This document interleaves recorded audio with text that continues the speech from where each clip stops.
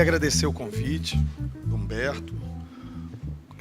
Faz muito tempo que eu queria vir aqui também, como a doutora Eliane. É um centro de produção dessa nossa área, genericamente denominada de direitos autorais, de grande importância, assim como o evento coordenado pelo professor Marcos Wachowski, que está aqui também, no que se refere aos direitos autorais, os direitos de autor e direitos conexos, lá em Curitiba, também no calendário nosso oficial brasileiro de grandes eventos em que a gente pode discutir os temas, trazer novas teses. Então, eu queria agradecer o convite e exigir novos para os próximos.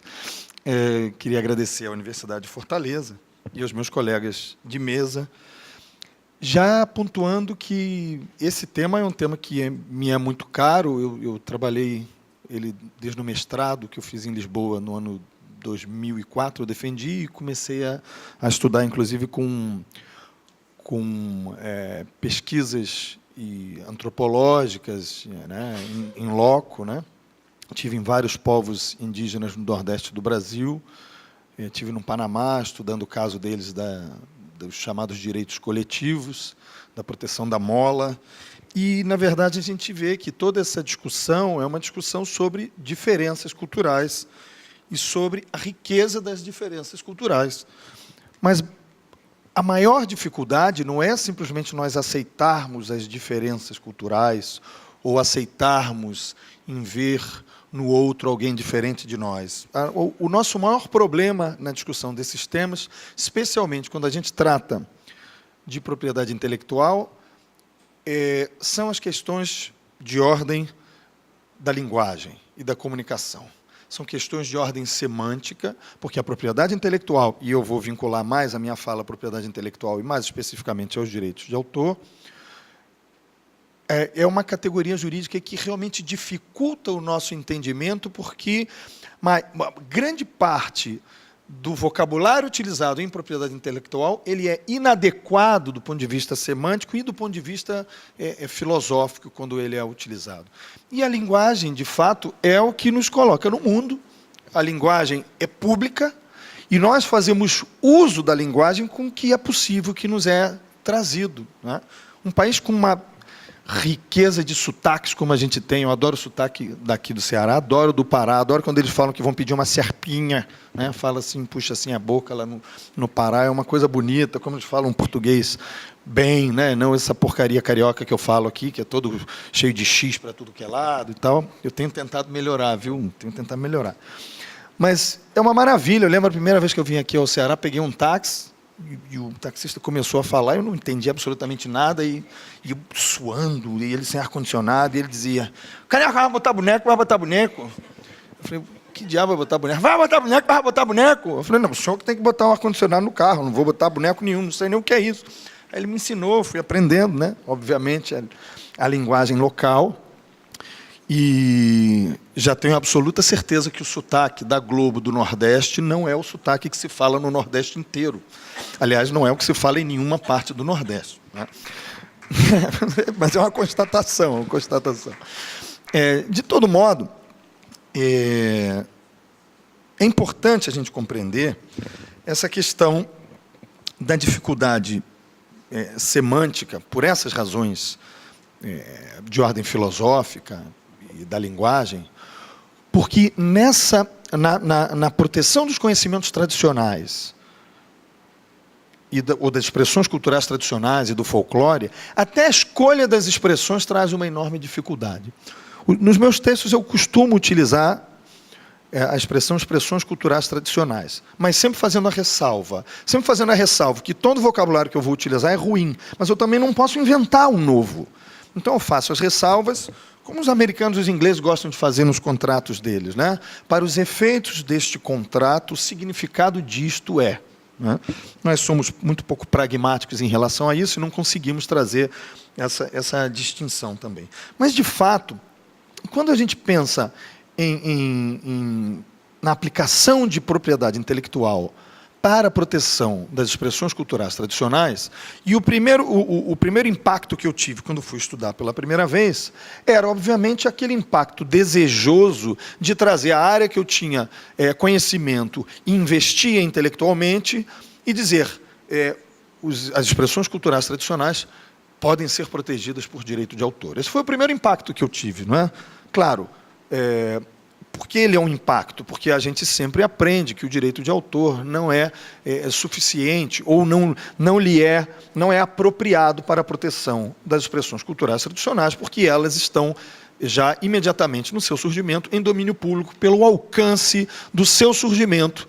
Mas, basicamente, o alcance do seu surgimento, porque nós tratamos o direito de autor como um direito de origem individual ou individualista. Na verdade, o surgimento do conceito do autor vai se dar, historicamente, no Ocidente, pelo surgimento das criações ou das obras que tenham sido individualmente criadas. Então, por isso, a gente já tem uma estranheza quando vai pensar em direito de autor como uma categoria passível de proteção para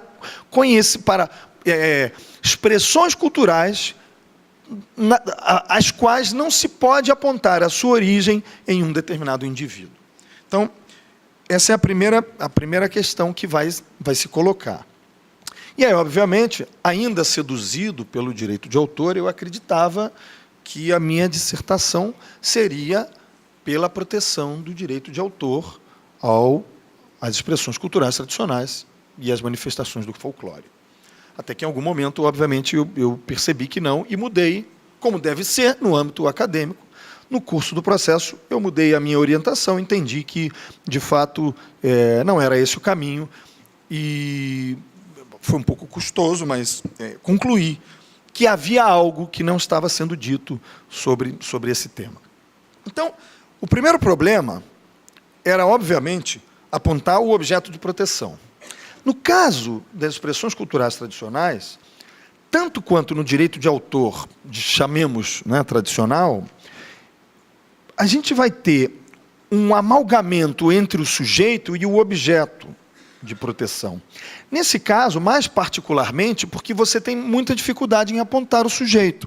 Como não é um sujeito individualizável, porque se for um sujeito individualizável, você não precisa falar em direitos atribuíveis de modo coletivo. Porque se há um sujeito que faz parte de uma comunidade ribeirinha, que cria algo com a sua individualidade, como um autor tradicionalmente visto, não há que se aplicar nenhum direito que seja de ordem coletiva e que não um mero direito de autor já conhecido. Então, há muitos casos disto, de representantes de povos indígenas que criam uma ou outra, são autores de uma ou outra criação, mas não há nenhuma divisão, nenhuma justificativa para alguém que faça parte de uma comunidade, que cria algo individualmente, que não tenha para si a mesma aplicação que um sujeito que não faça parte dessa comunidade. Então, a questão se dava, ao mesmo tempo, em apontar o sujeito, mas compreender o objeto de proteção. Porque o objeto também não são as obras na concepção que nós entendemos classicamente no direito de autor. E aqui tem uma coisa muito interessante que a doutora Eliane falou, que agora no final da fala dela, referenciando, digamos, o caminho entre o conhecimento, nesse caso, o conhecimento tradicional associado, que eu também concordo que é uma péssima terminologia, obviamente, até ele chegar, digamos, ao mercado, ou final no seu uso. Existe um déficit entre o processo criativo individual e aquilo que esse processo criativo vai gerar na proteção do direito de autor, que é a obra. Mas o déficit maior é quando essa obra vai ser transformada em produto. A transformação da obra em produto é que tira do poder do sujeito criador a sua condição de destinatário principal do direito de autor. Esse é o momento, porque no momento em que você cria algo, ou que você exterioriza algo, e aquilo se transforma numa obra que é suscetível de percepção por terceiros, com a sua capacidade de transformar algo nos sentidos que seja palatável às demais pessoas, nesse momento você tem uma obra, ou uma interpretação. Quando você transforma isso em algo que pode ser objeto de consumo, isso passa a ser um produto. Na verdade, as indústrias culturais que trabalham no setor cultural são indústrias transformadoras de obras em produtos. Então, óbvio que elas estão interessadas na maior proteção possível, que é a aplicação da maior exclusividade possível aos produtos. Tanto melhor se essa exclusividade for às obras e elas puderem ser titulares dessas obras. Bom, qual é a questão aqui? A questão é como é que se resolve a impossibilidade de se alcançar a origem de uma expressão cultural tradicional na subjetividade. Para quem pretende ser muito conservador no direito de autor e dizer que ele não é suficiente para essa proteção, vai dizer simplesmente que esta criação já está em domínio público, portanto, não é merecedora de nenhum tipo de proteção. Mas, se for um sujeito que atue nas indústrias culturais, ele vai extrair isto da comunidade, transformar um produto e vai querer aplicar a exclusividade do direito de autor. Então você vê aí as discussões que não se referem necessariamente a conhecimentos tradicionais, mas as discussões que envolvem, por exemplo, a Disney, né?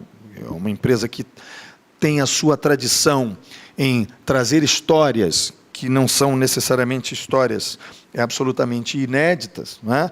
E transformar algo que tenha já uma autoria conhecida ou até desconhecida em produtos seus, e depois tem uma postura absolutamente violenta de proteção aos seus produtos, baseado na exclusividade do direito de autor, mormente do sistema norte-americano de copyright, que, nesse caso, em algum sentido, a política sistêmica do sistema de copyright realmente corresponde ao nome que esse sistema recebe, que é aquele de estabelecer o direito de cópia, que o sistema norte-americano, mas que, na verdade, decorre do sistema inglês, né, tem algumas variações, ele vai ser um sistema que vai nascer na proteção do objeto e na possibilidade de reprodução desse objeto. Portanto, ele se chama copyright. Eu não estou dizendo que ele é o mais justo, nem nada disso, muito pelo contrário. Eu estou dizendo que, nesse caso, do ponto de vista semântico, historicamente, essa expressão faz mais sentido do que a expressão surgida na França de propriedade artístico-literária, porque aí sim nós estabelecemos um proprietarismo e uma ficção para trazer um elemento que até se justifica, já que o surgimento das primeiras leis de direito de autor vem com a Revolução Francesa. Então, obviamente, que tentava-se aí alcançar o máximo de direito para aqueles novos sujeitos atuantes, né, os citoyens, né, os cidadãos franceses, de fato, queriam receber o máximo de direito possíveis, e a propriedade era algo basilar naquela discussão, naquela ocasião. Então, não importa para quem está buscando um determinado direito que o nome esteja equivocado, desde que possa garantir o direito que você deseja. Então, de fato, é isso que a gente observa. De toda forma, nem no sistema inglês, nem no sistema oriundo da Inglaterra, nem no sistema oriundo da França, você pode apontar, e, portanto, em todos os países que vão receber influência desses dois sistemas, você pode apontar uma proteção que não seja uma proteção individualizada do autor. Uma proteção que não seja individualizada do autor, o que traz problemas no que se refere às expressões culturais tradicionais. Porque, vejamos, se nós vamos a uma comunidade indígena, para usar exemplos que sejam de mais fácil compreensão, há muitas motivações que permitem, dentro daquele povo, e na lógica, e na concepção de visão de mundo daquele povo, há circunstâncias que permitem que determinadas manifestações culturais se deem ou não se deem, sem ter que passar por um crivo que diga respeito a quem não faz parte dessa comunidade. Ou seja, você precisa de autorizações internas, você precisa de permissões para levar a cabo algo que não são simples manifestações culturais, mas muitas vezes, como já foi dito aqui, manifestações de ordem religiosa, sagradas, e que estão vinculados a esse ambiente cultural. genericamente compreendido. Se nós temos dificuldade em apontar o que é cultura, imagine uma comunidade indígena que não está preocupada em dizer se algo é cultura ou se não é. Ela simplesmente vivencia o que ela precisa vivenciar. Então, não há a necessidade de nomeação de algo que não se constata como algo separado de uma simples existência. Porque eu concordo com a doutora Eliane quando ela traz essa amálgama dessa questão dos direitos humanos. Claro, porque você tem que entender a complexidade disso. Se você diz para um sujeito que faz parte de uma comunidade indígena que algo que ele produz, que ele cria, diz respeito a uma manifestação religiosa, isso não faz nem sentido. Isso é irrelevante, não há por que dar nomes diferentes para algo que não existe. E outra questão, qual é o outro problema semântico que a gente observa? Também não se pode adaptar sistemas jurídicos nomeados por nós, que não fazemos parte das comunidades, para aplicar se esses institutos não são aplicáveis para esta comunidade. Então, vejam, o nosso problema nesse tema é gravíssimo, porque é de percepção, ou de falta de percepção, que a lógica, a vida das comunidades é diferente do que nós desenhamos no direito desde o século XVIII, pensando pelo menos do início do constitucionalismo para cá, porque, de fato, para nós é o corte que, basicamente, que mais interessa, porque a gente está falando da potencialidade de propriedade, etc. Bom, o sujeito, não sendo individualizado, ele não pode ter a proteção pelo direito de autor, porque não se alcança esse sujeito, você não sabe quem é esse sujeito, então você não pode chegar a ele. E mais do que isso, há uma discussão sobre se aquele sujeito é o autor de uma expressão cultural tradicional ou simplesmente ele é um transmissor daquilo que já faz parte da sua cultura. Então, na verdade, se tanto, se poderia dizer que, eventualmente, ele é um intérprete de algo que já existe na cultura e que ele recebe, e pela tradição, e basicamente pela oralidade, vai transformando isso numa linha sucessiva de manutenção dessas expressões culturais tradicionais. No direito de autor tradicional, nós precisamos apontar algumas condições de possibilidade para que haja a proteção. A primeira delas é a criatividade, que a obra seja objeto de uma criação humana. A segunda é a originalidade, que ela seja original, ainda que relativamente original. A terceira é a exteriorização, que ela tenha saído da mente criativa do autor e possa chegar a terceiros, às outras pessoas. No caso das expressões culturais tradicionais, isso não é suficiente. Entendo eu, nos meus estudos e textos sobre isso, que além desses três elementos, tem que se observar uma representatividade daquela comunidade, daquela coletividade criadora. Essa expressão cultural tradicional, para que possa ser protegida, na verdade, por um novo direito, né? Eu tenho que deixar claro que a minha propositura em todos os textos não é pela aplicação do direito de autor, nem por uma propriedade intelectual sui generis, em gênero, eu dou o nome de tutela jurídica das expressões culturais tradicionais, mas se alguém quiser inventar um outro nome, Blau, Bleu ou Bliu, nós podemos inventar um outro nome e podemos aplicar sem nenhum problema, né? Só acho que não seria o mais razoável, além dessa expressão que eu já, na verdade, nem é inédita, porque utilizar-se a expressão expressões culturais tradicionais já é a que vem sendo utilizado em muito âmbito pela Unesco, mas principalmente pela Organização Mundial da Propriedade Intelectual. Então, além da criatividade, da originalidade e da exteriorização, para que uma expressão cultural tradicional seja objeto de proteção para o grupo ou para a coletividade criadora na qual ela surge, ela precisa ser representativa dessa coletividade criadora. Então, isso passa a ser uma nova condição de possibilidade. E outras não fazem parte da discussão, como também não fazem parte no direito de autor, digamos, tradicional, como o registro da obra, né? O registro no direito de autor é meramente declaratório, não é constitutivo de direito, no caso do nosso sistema, oriundo do sistema francês. como também a qualidade da obra. E, às vezes, eu lamento que a qualidade da obra não seja um requisito para a proteção do direito autoral. Quando eu ouço canções do Wesley Safadão ou coisas parecidas, eu fico imaginando que talvez seria razoável que a qualidade da obra fosse um elemento para que alguém fosse protegido por direito de autor, professor Marcos. E, em sentido contrário, que a gente pudesse receber algo decorrente de danos morais por ter que ouvir essas obras durante tanto tempo, todos os dias da nossa vida. É brincadeira, tá? Não vão acreditar. Mas, mesmo assim, eu não gosto do Wesley Safadão. Vamos lá.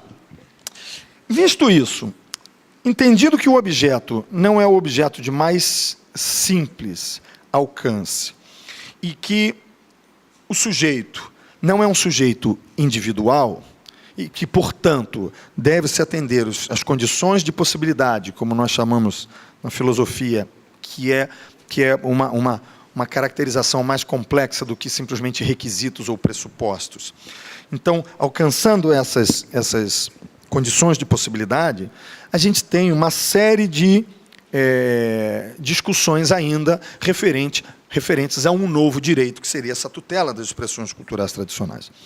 Para montar um mapa de direitos que pudessem constituir uma proteção às ECTs, obviamente que eu fui estudar o estado da arte em termos pragmáticos, o que acontecia em outros ordenamentos, e fui estudar as áreas correlatas, como direitos da personalidade, como propriamente o direito de autor, a divisão entre o aspecto patrimonial e extrapatrimonial do direito de autor, né, nessa divisão natural do direito de autor. Também, como já foi citado aqui, as questões referentes a direitos marcários, porque era importante entender se localizar-se as expressões culturais tradicionais seria também algo relevante para as comunidades que fossem coletividades criadoras. Então, o direito marcário traz subsídios para nós e ele foi objeto de discussão e adaptação em alguma maior ou menor medida em vários ordenamentos, como no caso em jurisprudências da Austrália, ou, propriamente, na Lei 20 de Direitos Coletivos do Panamá, que estabelece exclusividade, e não somente a aplicação de marcas, mas exclusividade de uso de uma expressão, como é o caso das molas, né, do povo cuna do Panamá, que são tecidos construídos e costurados com tecidos sobrepostos, e que realmente é algo muito tradicional desse povo indígena, um dos 7 povos indígenas que formam o Panamá. Eles têm 7 povos indígenas e têm uma lei de direitos coletivos. Nós temos 216 povos indígenas e estamos discutindo a mesma coisa há 15 anos. Mas é só uma parte, né? Enfim, também outras questões foram objeto de análise para que eu pudesse construir uma nova tese sobre que tipo de direito seria aplicável. E aí, o que foi parecendo mais evidente é que havia elementos em cada um desses países, nesses ordenamentos e nas categorias jurídicas que eram ditas como aplicáveis, que serviriam para digamos, um novo direito. Por exemplo, no caso do Panamá, as molas, né, esse tecido que eu disse para vocês, as molas são vendidas em outros mercados, ou imitações das molas, não costuradas à mão, mas à máquina, inclusive em camisetas de grandes empresas e tal. Outro dia eu vi uma companhia dessa de cruzeiros, acho que é Queensberry, acho que se chama alguma coisa assim, e que ela vende o que seriam molas do Panamá, né, só que costuradas, obviamente, industrialmente, e colocando a marca deles ali, né? Ou a própria divulgação desse tecido. Eu flagrei uma vez, tinha uma revista francesa que dizia como fazer este bonito tecido do folclore mexicano. Claro, para eles tanto faz, mexicano, panamenho, índio, não índio, somos todos exóticos, né? Então, nós somos todos exóticos, tudo que a gente ouve é world music, então, se a gente não está no mainstream e não é antropoetno-eurocêntrico é estranho, né? Então, tanto faz. Então, a gente precisa reinventar isso e reinformar as pessoas. Olha, não é bem assim. Buenos Aires não é mesmo a capital do Brasil, realmente não é. O Rio de Janeiro também não é. Então, assim, é bom estudar um pouquinho, né? Mas, enfim, então, claro que isso traz uma série de outros conflitos. No caso da Austrália, por exemplo, tem vários casos interessantes. Um deles é o caso Yumbulu, todos têm nomes estranhos, né? Porque são casos envolvendo representantes de dos povos aborígenes da Austrália. Esse caso Yumbulu é um caso clássico em que o Banco da Austrália, o Banco Central, tinha uma nota que era emitida com uma imagem, que era uma imagem sagrada do povo que o senhor Yumbulu fazia parte, de uma pintura dele. Então, isso foi utilizado sem a menor autorização, como se fosse algo que realmente pudesse fazer parte do patrimônio do Estado em detrimento daquelas questões. E outros casos também na Austrália são sempre vinculados à ideia da sacralidade ou da sacralização. Então, por mais, e isso é importante, que o indivíduo venha a criar uma obra que tenha no seu conteúdo ou mesmo no seu ideário algo que faça parte daquela coletividade, mesmo sendo individual, ele precisa de uma autorização da própria comunidade. Então, não faz sentido que a comunidade tenha que autorizá-lo e o Estado não o proteja. Então, essa é a questão, né? Na Austrália também, só para terminar um exemplo australiano, eles usam selos de autenticidade. Então, um aborígene vai a um determinado escritório e ele vai lá, preenche um formulário e tal, e diz, olha, eu sou de origem aborígene, então os meus produtos têm que levar esse selo de aboriginalidade, né? Algo assim. Né? Então, ele está certificado. Claro, isso é direito marcário puro, né? A gente está falando de indicação de procedência, enfim. Então, todas essas discussões permearam vários dos países.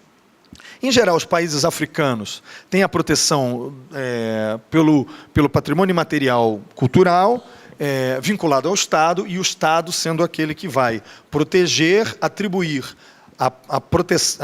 uma proteção já imediata de domínio público, mas de domínio público remunerado, ou domínio público pagante. É uma tradição dos países africanos, a maioria dos países africanos que discutem, na verdade, todos os países africanos que discutem esse tema, dão a mesma solução, que é a solução de compensação histórica. O que se refere a conhecimento tradicional deste meu país é meu, você pode utilizar, mas você paga o Estado, e o Estado é que vai fazer a partilha ou não. Né? Enfim, isso é uma solução de cada um dos países. Eu não acho a melhor solução, mas é uma que é utilizada. E já para terminar, portanto, na verdade, eu entendo que para se alcançar uma proteção efetiva do que são os conhecimentos tradicionais, das expressões culturais tradicionais, deve-se sim considerar que há elementos de ordem econômica. Então, aqui, no primeiro aspecto, é a gente considerar que há algo parecido aqui com o direito de autor tradicional. Há, de fato, uma valorização econômica e há elementos que são extra-econômicos que precisam ser preservados. Então, a primeira questão é, sim, pode haver a partilha de resultados econômicos daquilo que seja objeto de proteção sob a forma de expressões culturais tradicionais de determinadas comunidades, na verdade, de toda e qualquer coletividade criadora que se veja representada naquela expressão cultural tradicional. Obviamente que deve haver uma observância do Estado, e aí muito mais do que os advogados, é necessária a presença dos antropólogos, daqueles que realmente entendem da sistemática e dessas questões culturais, né? Dos povos indígenas e das comunidades. Além dessa questão econômica, que pode ser objeto de partilha, inclusive por povos que detenham uma mesma, ou que sejam, digamos, titulares de mesmas manifestações culturais, como é típico no caso do Xingu, não é? Alguns povos manifestam expressões isoladamente, mas outros coletivamente. Então, isso pode ser feito, isso pode ser determinado coletivamente ou individualizado pelas coletividades. Por outro lado, a gente tem outros pontos que precisam de proteção. Primeiro, a preservação cultural de modo amplo. E a não interferência do Estado, a garantia do Estado que ninguém venha interferir naquela manifestação, nem o próprio Estado. Eu contava no almoço para os meninos que existia uma manifestação dos Pancararu, da região de Brejo dos Padres, ali na divisão entre Pernambuco e Bahia, e na divisa, que se chamava a Dança dos Praiás. A Dança dos Praiás era uma festividade em que eles iam, parte do grupo ia de casa em casa, na comunidade, faziam determinados festejos, e aquela casa tinha que dar algum alimento. E no final desse festejo, que durava 2, 3 dias, eles cozinhavam e faziam uma celebração com todos aqueles que participavam da comunidade. Mas, como a gente sabe, no Brasil, havia dificuldades e o status, né, isso é uma coisa importante para a gente salientar. A gente tem situações tão precárias que a gente tem um processo de reindigenização muito fortalecido de anos para cá. E o que causa muita tristeza, porque as pessoas percebem que melhor do que ela ser indigente é ela ser considerada indígena. E, de fato, você tem um processo de reindigenização, porque o cara percebe que vão olhar para ele, pelo menos com melhores olhos, vão lhe dar algo a mais do que a condição precária e econômica que ele vive. Então, isso é um processo constante em várias comunidades e é de uma enorme tristeza. Então, o sujeito ter que escolher. Imagine, o sujeito tem que escolher ser índio, porque é melhor ser índio do que ele ser um indigente. Isso está totalmente fora de qualquer escopo do autorreconhecimento, do sujeito poder se autorreconhecer como alguém que tenha dignidade e ponto, né? E a origem dele é uma outra questão, né? Então, isso é um processo gravíssimo que a gente vem observando, e no caso dos Pancararu, isso ficou muito evidente. Eles começaram depois a estudar tupi, etc., mas, quando veio essa questão da Dança dos Praiá, a FUNAI resolveu intervir. E aí deu comida para eles, dinheiro e comida. E acabou com a festividade. Ela perdeu o sentido. Ela deixou de ser o que ela era, que era uma reunião das pessoas, um encontro, uma discussão, algo que culturalmente e socialmente era relevante para aquela comunidade. Passou a ser um farnel. Sabe-se lá se é um farnel, porque a gente não sabe nem que comida que eles davam, né? Ainda tem isso, mas nem vamos entrar nessa discussão. Então, a preservação cultural tem que ser promovida pelo Estado, que tem que ser protetor no sentido de garantir que ela continue existindo. Garantir que ela não se extingue, que ela não se venha a extinguir. Não é só, entenda, não é só um povo ou uma comunidade que não pode se extinguir. São as manifestações culturais desse povo, porque no dia em que ele não tenha mais nenhuma manifestação cultural sua própria, de fato ele já está extinto. Independente de haver alguém que seja de uma origem étnica nesse povo.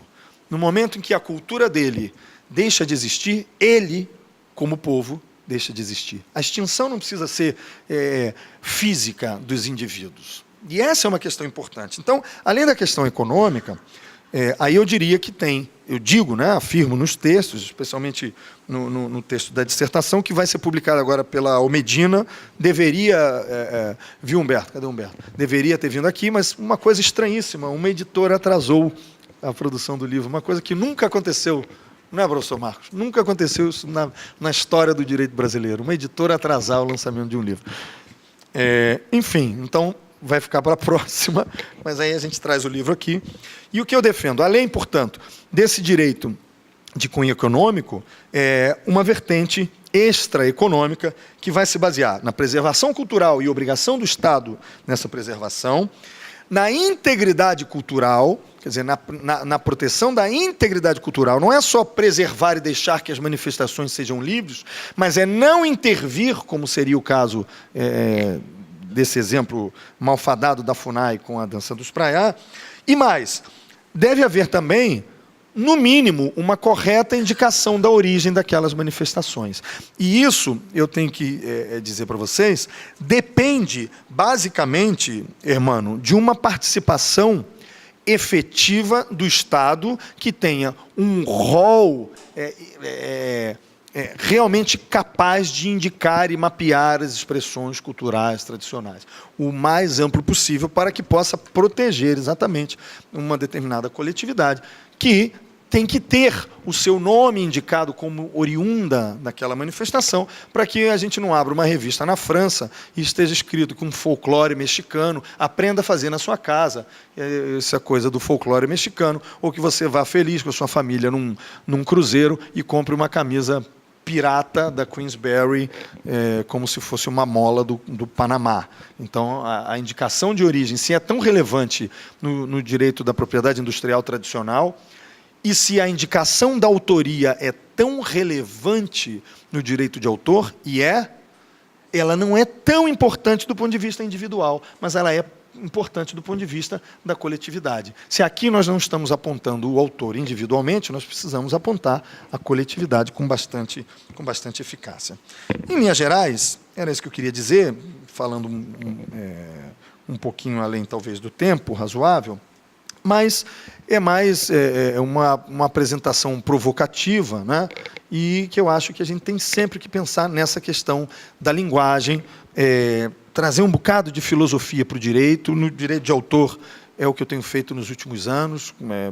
Quase todos os meus textos têm uma vocação de discussão filosófica no direito de autor, inclusive expressões que eu tenho utilizado, apontar o déficit filosófico, os mantras performáticos e etc. Então, acho que a gente precisa dessa discussão, desse banho de filosofia, de compreensão da hermenêutica para o direito de autor, porque ele continua sendo, e desde o seu surgimento, uma categoria montada e criada para a proteção daquele que quer difundir o produto, e não a criação. E o que a gente precisa proteger é a diversidade cultural, é a diferença nas manifestações culturais, a riqueza está exatamente na nossa diferença para o outro. Se todos fôssemos iguais, produzíssemos a mesma coisa, criássemos as mesmas coisas, não estaríamos nem aqui discutindo, e isso não faria o menor sentido.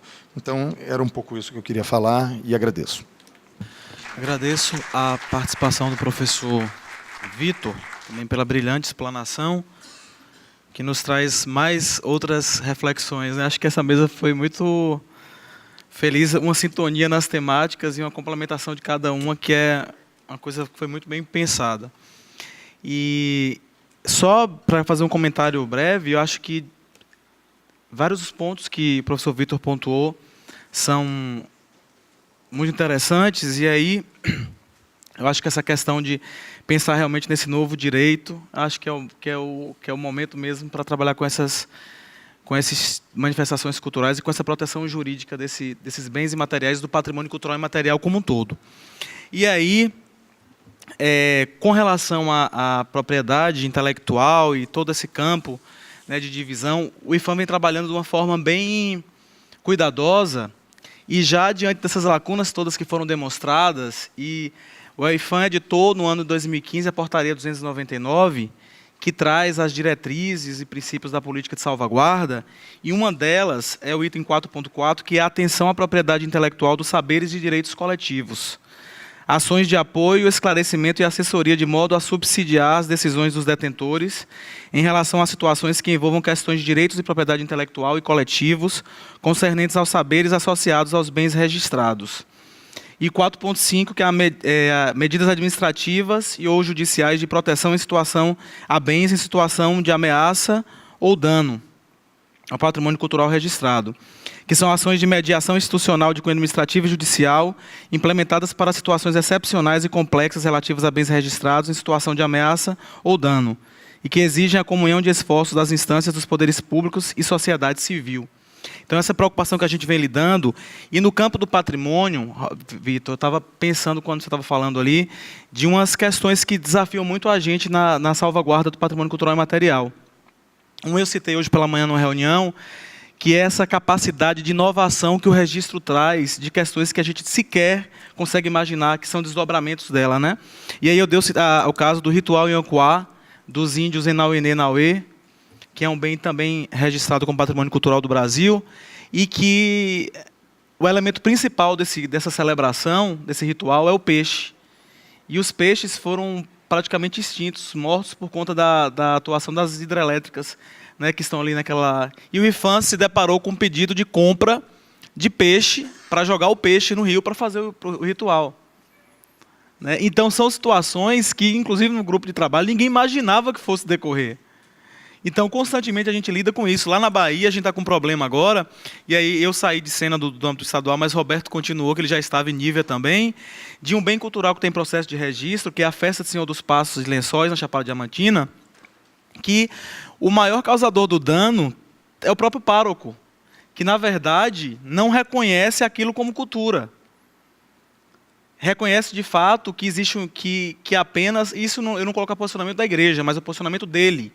Quer dizer, essa festa do Senhor dos Passos, ela congrega uma série de manifestações culturais, como o jaré, que é o candomblé, mas lá na Chapada chama jaré, é o reizado, é a marujada, e outros elementos mais que estão, digamos, que são elementos associados ao elemento estruturante que é a festa do Senhor dos Passos.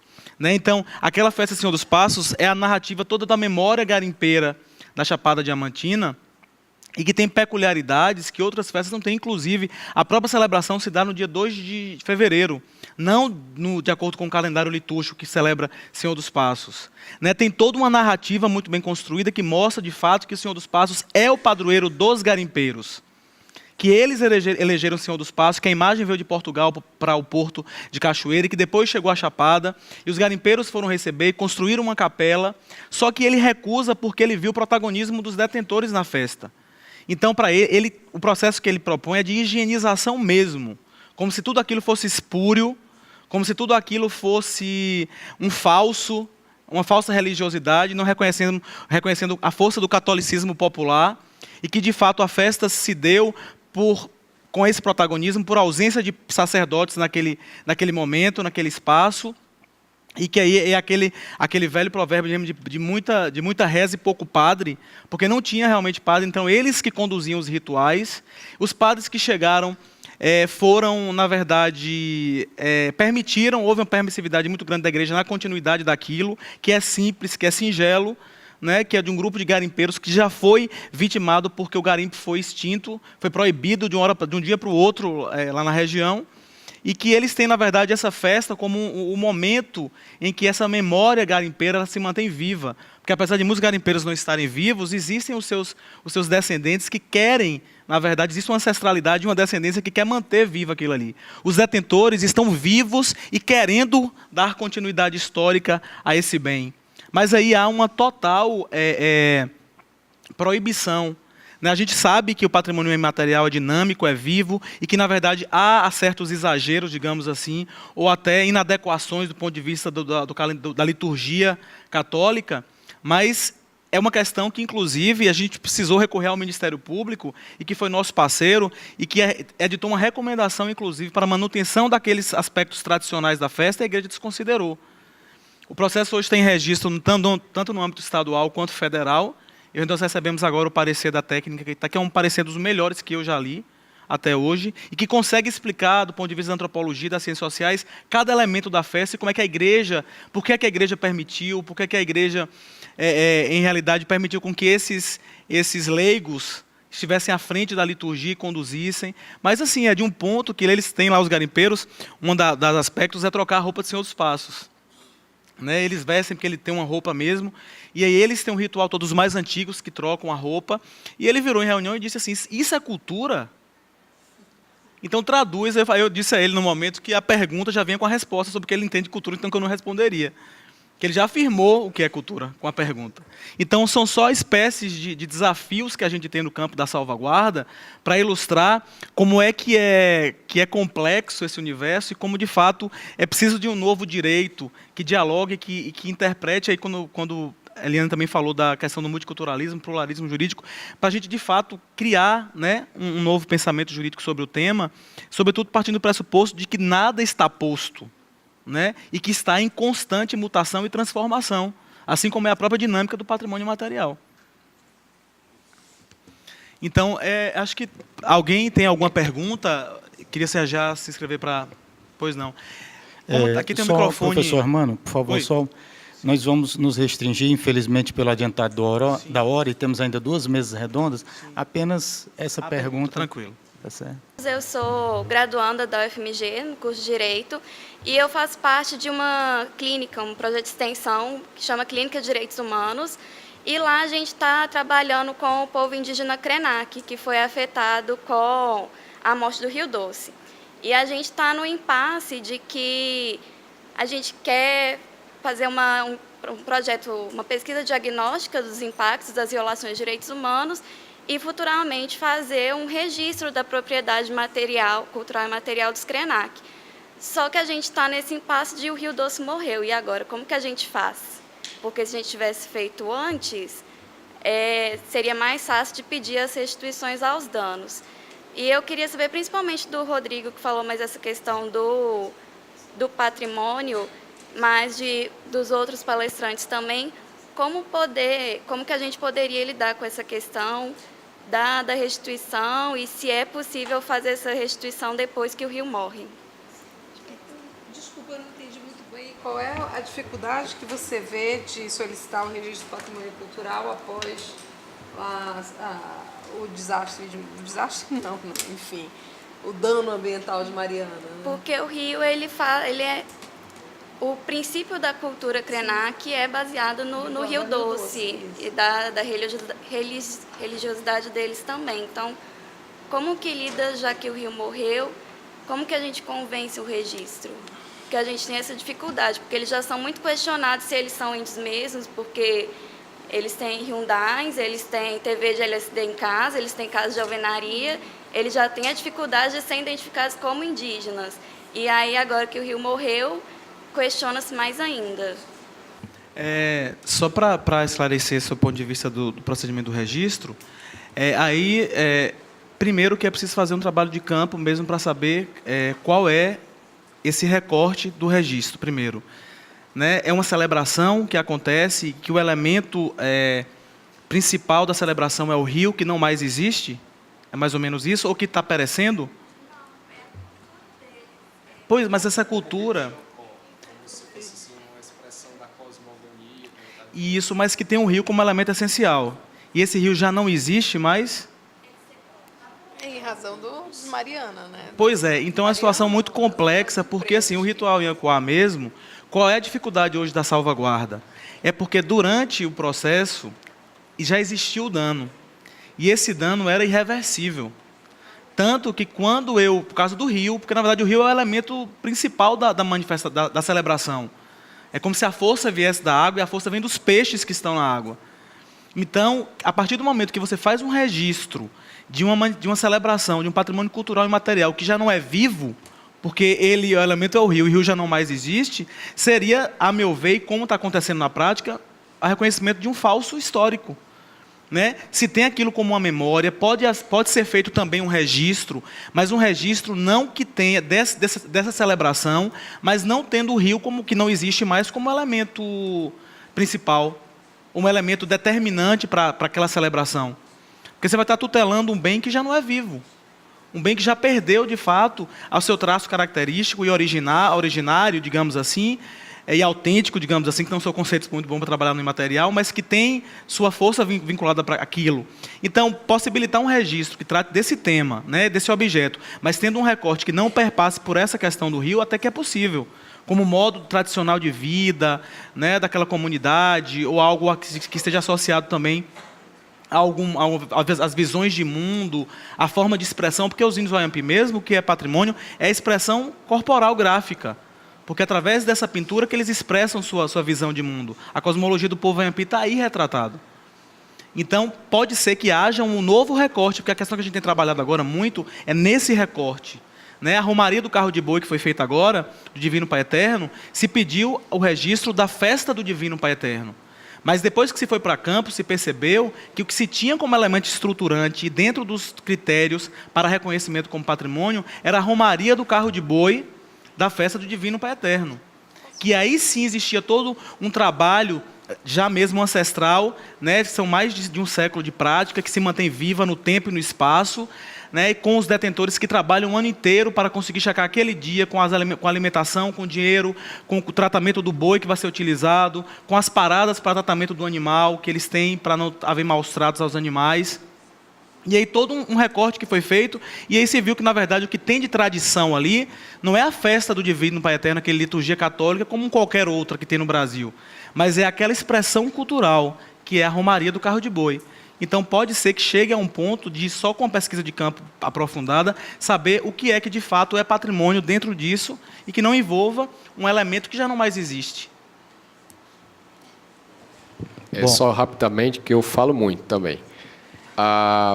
É só para fazer um acréscimo pequeno ao que você disse, né? Eu acho que uma das conquistas das vários povos indígenas no Brasil foi a luta pelo direito ao auto-reconhecimento, assim como os quilombolas. Então, assim, essa questão de dizer que não é índio porque tem carro também demonstra, assim, quem faz esse tipo de afirmação ou crítica demonstra nessa afirmação ou crítica um desejo de assimilação dessas pessoas, né, para que elas não existam mais. Também é um discurso que beira, também contribui para alimentar no imaginário de uma forma, o índio de uma forma assim ou assado, né? Juridicamente, por exemplo, esse autorreconhecimento, por exemplo, é bastante forte no Brasil em relação, por exemplo, aos afrodescendentes, né? E isso ganhou outros patamares e disputas que chegaram ao Supremo Tribunal Federal. Eu acho que o grande esforço que a gente faz, assim, não é só o reconhecimento, né, do outro, né? A gente também tem que se auto-reconhecer. Quanto ao registro, uma das insuficiências que eu enxergo é que ele também trabalha como o Hermano falou mais dos casos, com maior propriedade, mas um dos requisitos que eu sempre critiquei já desde a graduação é esse da continuidade histórica, que assim, eu acho às vezes o critério um pouco arbitrário, e necessariamente a gente precisa desses estudos e ter o dimensionamento das mudanças com base também em catástrofes, como falaram ontem em relação aos bens culturais em guerra, ao tráfico ilícito, né? De que, já que reconhecemos que o patrimônio cultural e imaterial se modifica, né? Talvez a gente o próprio desastre, no caso, se for impossível, por exemplo, retomar o peixe no rio, ou retomar, infelizmente, aquele, né, o que aconteceu naquela região, que afetou várias cidades, outras formas que a própria comunidade encontre de ressignificar a sua vida, a vida em comunidade, né? E, às vezes, eu acho que isso é um defeito nosso dos especialistas, assim, dos antropólogos, dos sociólogos. Isso vai ser eternamente um embate que não acaba aqui, de que, inclusive nós do direito, que são mais limitados ainda, muito mais do que essas outras áreas, né, do ponto de vista da compreensão mesmo disso, de que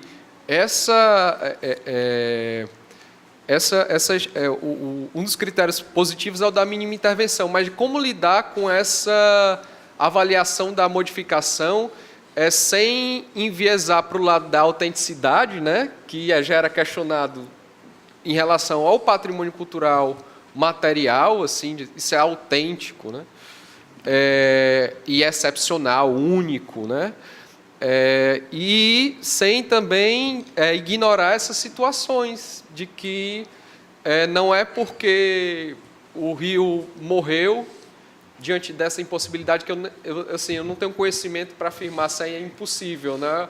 Acredito que nada é impossível diante de diante do horror a gente pode fazer diferente, né? Vitor, é só para Rodrigo, só para esclarecer rapidamente, certo, pronto. Só para esclarecer rapidamente, só para dizer que em realidade não é que não possa ser feito esse registro, não, esse registro pode ser feito. O que eu disse é que não pode ser feito uma ação nesse sentido, de saber que o rio, por exemplo, está morto e a celebração está vinculada ao rio como se fosse voltar o rio, que já não existe mais. Foi nesse sentido. Mas a continuidade histórica, ele é o elemento determinante para saber se essa prática de fato existe.